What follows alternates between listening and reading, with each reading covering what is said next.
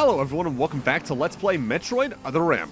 In the last part we took care of a boss fight here in the cryosphere and learned about the deleter. And now, this section.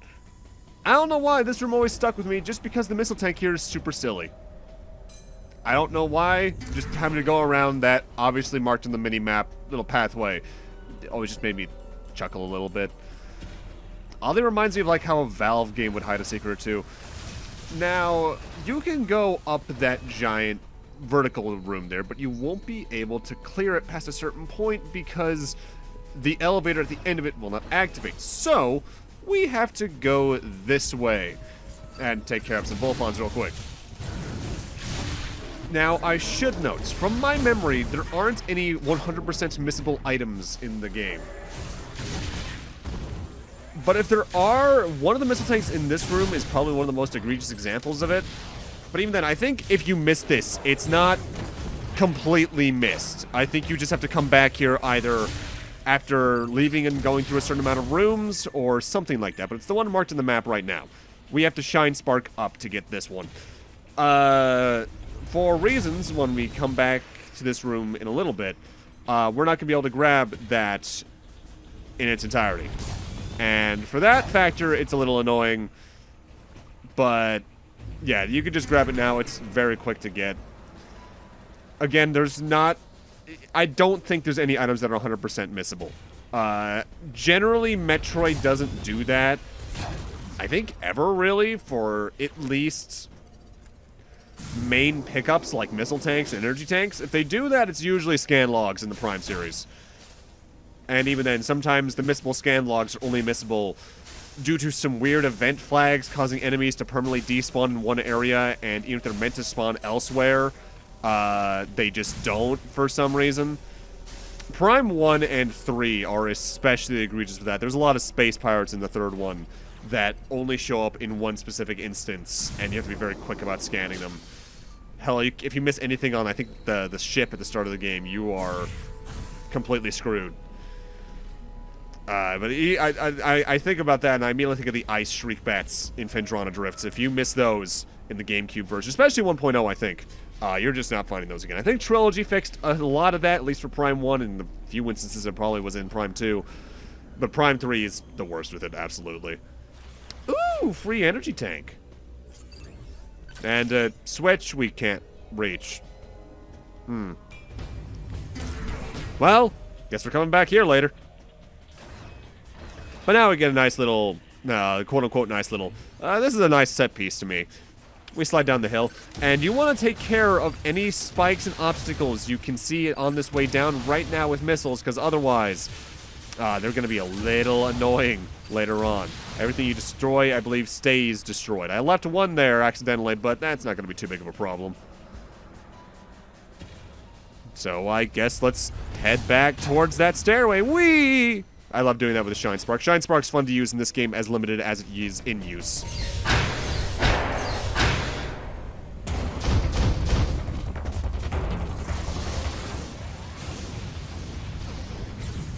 So if you're already figuring out the structure of this game, you can figure out what's going to happen here. Unless you get some weird charge shot collision here, like I just did there for some reason. You can't shoot them through this glass, but they can shoot you. If you try to shoot them with a charge shot otherwise, your shot just bounces off the glass. Gee. I wonder what's about to happen in this specific instance. Just sense move out of the way until it happens. It's on a timer. Samus, you need a permeating shot effect to get past this. I'm authorizing you to unlock your wave beam. Alright. In certain circumstances, I can understand needing to authorize the wave beam. Because, especially with how it works in the 2D games, it can penetrate any wall, so say if Samus was just firing off willy-nilly at enemies, she might be able to pierce a wall and take care of some survivors. But, again, they really needed to pick and choose the authorization system better and what could have maybe have Samus be damaged that she can't use. That would have made this power-up system in this game a lot more understandable. As it is, it really just feels like they're like, we needed an excuse, so here's our excuse. It's bad. But now that we have the wave beam, we can shoot through any glass object. It's not necessarily all walls in this game like it is in the 2D games. It's just glass walls. So we can now take care of that switch at the end of this room. But just to speed this up, I am going to be actively fast-forwarding here. This section is notably a little different on the second trip through in that the panels no longer electrify here in the first vent section, but they do in the second one, and the patterns are a little bit different. But it's ultimately the same level design, so just to save ourselves a little time but still show off that it's a little different, here we go. It's one of the few times they actively change an area on a backtrack through, though, so you know what? At least they're getting some form of difference going on here. Also, those electric panels hurt. If you have fewer energy tanks, that can do a lot of damage real quick. So let's take care of this. Just charge up a charge shot, and that will now activate the elevator in this room down below. If you went through the staircase, this is where you would have found yourselves eventually. Oh no, it calls the elevator. That's right, it's not even there. You can tell how little impact that cutscene has on me. With that said, now time for a hard set piece. That I died to, even. As we slide down the hill this time, avalanche. If that avalanche catches you, instant kill. I honestly have no advice for how to make this go easily for you. It'll feel like you're doing perfectly fine, and then the game will just say, no, you die right around here. It's weird. I don't like it. It's awkward.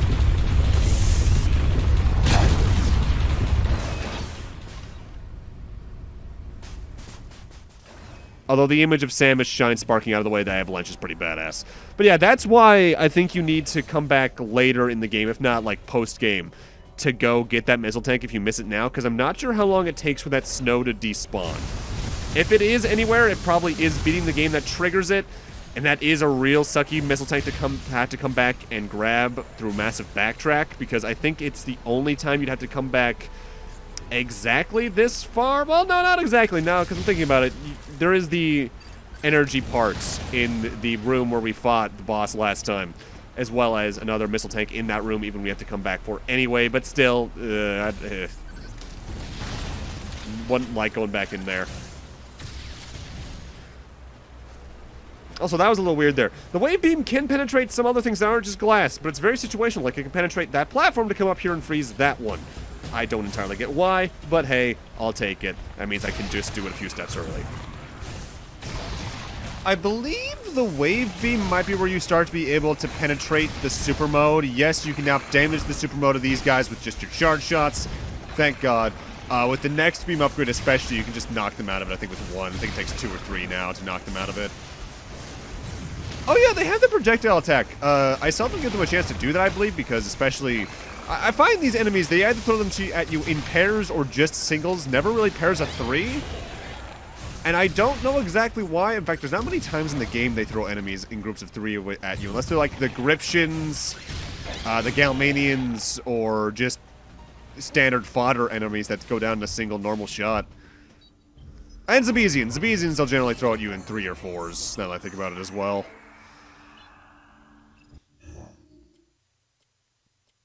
Part of me wishes the map being added was automatic and not a minor cutscene, because that would save about 2 minutes throughout the game, but that's just because it creates lulls.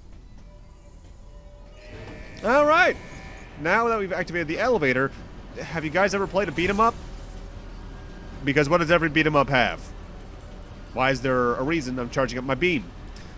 We're gonna have a bunch of enemies. And I believe these are new Zabesians, because there's a couple different variants. There's Cyber Zabesians, there's normal Zabesians, and I believe these are the first Super Zabesians. These guys refuse to be overblast in a lot of cases. You can still do it, but you need to do like 2 or 3 charge shots to them anyway to freeze their guns and even then reduce their HP beneath a certain threshold. Missiles are going to be a better bet to fight them, because I find that I'll get them into not only a state where they can be overblasted sooner, but also where you can potentially stun them into being lethal stricken. Yeah, see, they'll just knock you off. They're, I think, the only enemy type in the game to do that, barring one other. And because of that, hey, they're a fair challenge. They actually make you think about using mechanics at certain periods. I'll give them that. They're like the only time the game will actively say no to you using one mechanic and make you choose doing something else.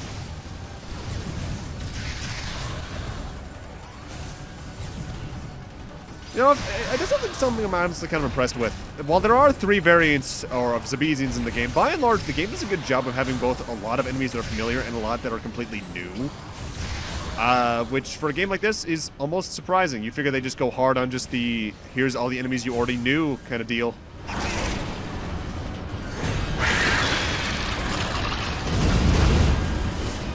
Speaking of which, next new mini-boss of sorts, this is the Rhedogian. This thing is annoying. It has a lot of wide arm sweeps, and it has several laser attacks you can fire out. When it flies, which it'll do every now and then, it'll fire out a bunch of missiles that just home in on you. But I believe you can prevent it from doing certain attacks by doing enough charge shots to freeze it. With that said, at this point, you cannot overblast it. Whenever it's charging up red like that, you want to fire a missile into its face to cause some mass damage and allow you to do sort of a lethal strike against it.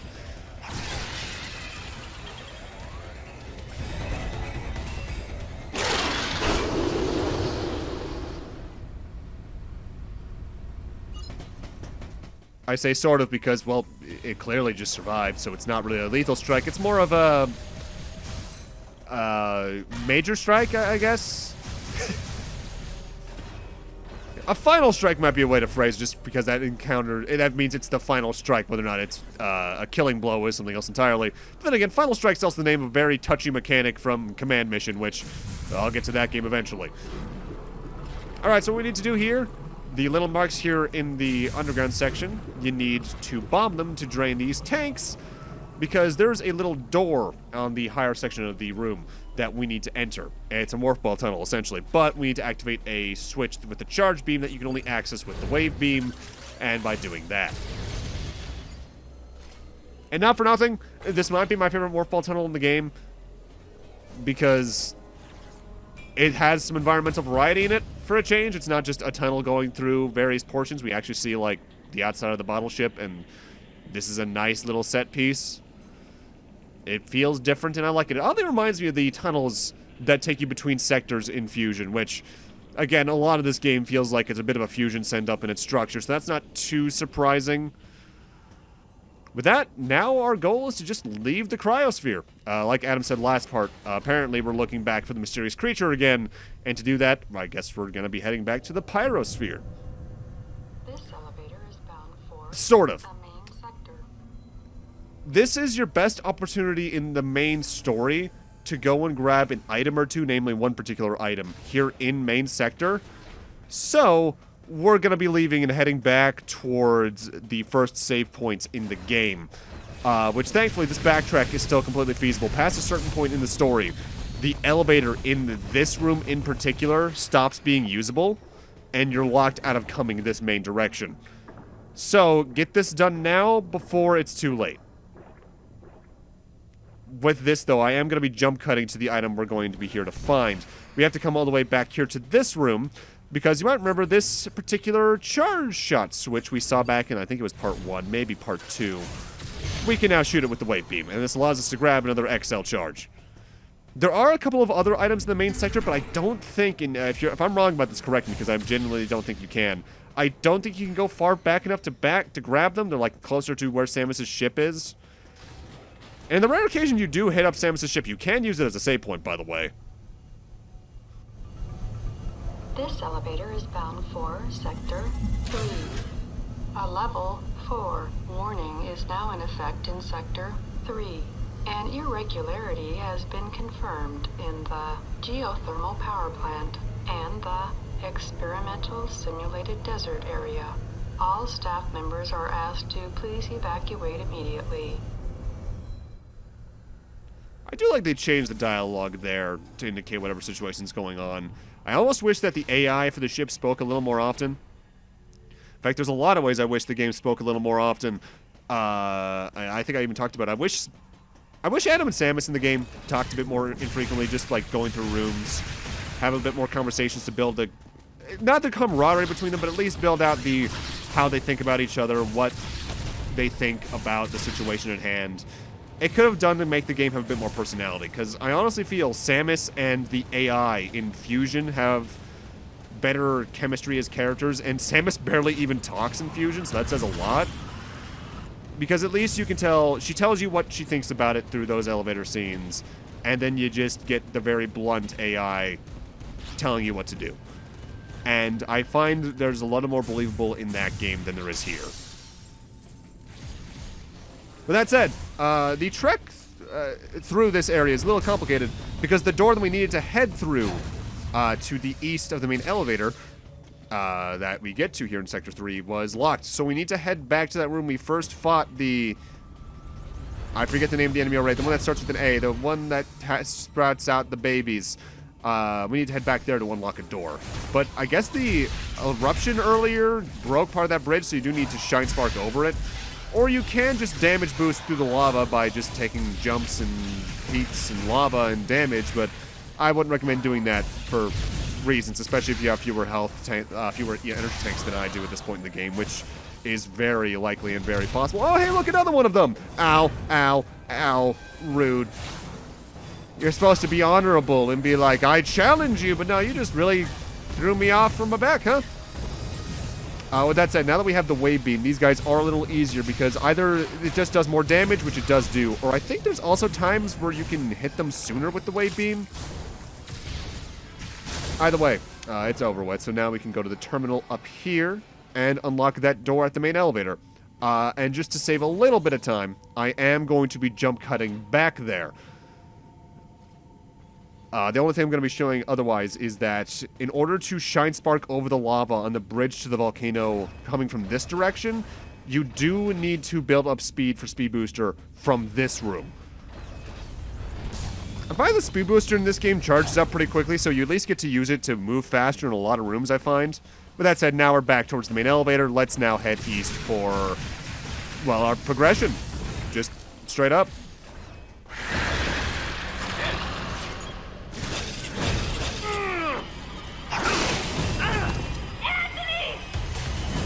Well, shit, we need to get up there, but now we can't because we don't have grapple beam unlocked.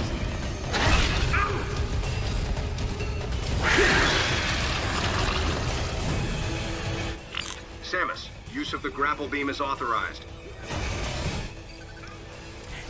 It would have been great to have that sooner, but at least now we have it. And cover him. Using the grapple beam does have a bit of a timing whenever you're swinging from grapple point to grapple point, but honestly, it's very simple. You just press it when you're facing the other one, you're probably going to make it. But now you have to fight another Rhedogian. With that said, it's ultimately the same fight. I think this one's a little more aggressive. If you take too long to get up here, though, because you can fail that, the Rhedogian does throw Anthony into lava and it's a game over. You need to actively zoom in on the grapple point to make this cutscene happen. The lethal strike done, though, this fight's over.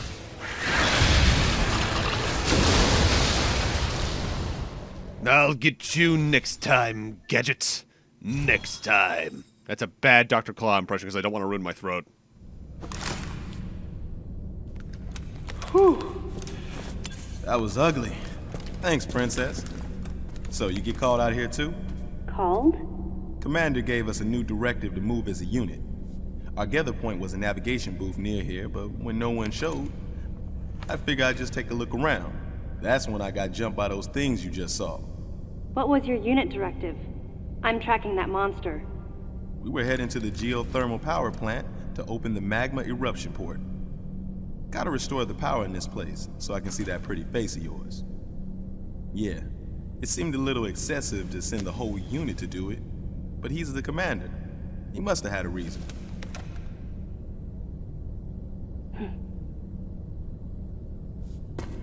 So Samus,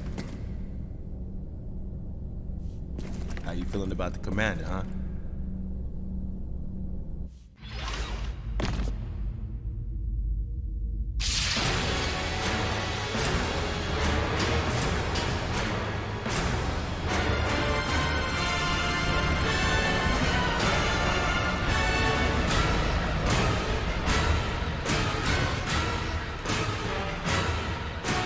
Ian has arrived at the drive unit. Ian, be careful out there. I know this is a routine fix, but don't let your guard down. There were 300 people on board. Their lives are in your hands. Roger that.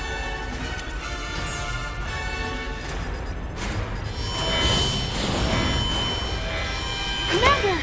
The drive unit's going critical! The unit is overheating beyond our estimates, sir. Ian! Commander Malkovich, unit meltdown imminent. It's going to explode.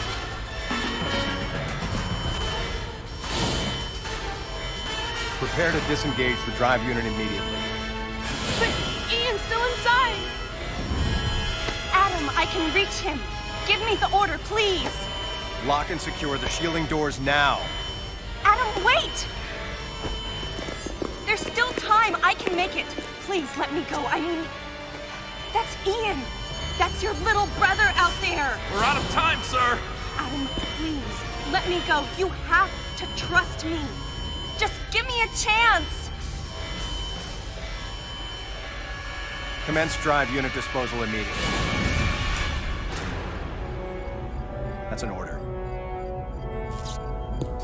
Adam was right. If we had waited any longer, it would have meant the end of those we had come to rescue, and the end of us as well. I knew that, but...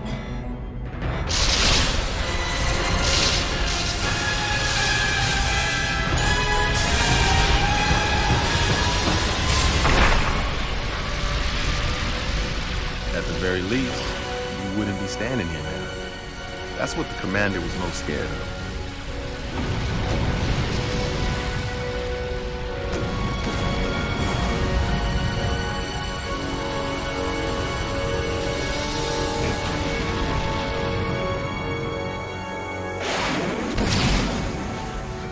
I was childish.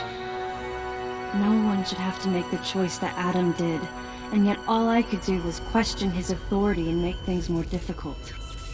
Hey, you were just a pup then, and the commander knows it. Look, forget it. Sorry for hitting a nerve. We better get going anyhow.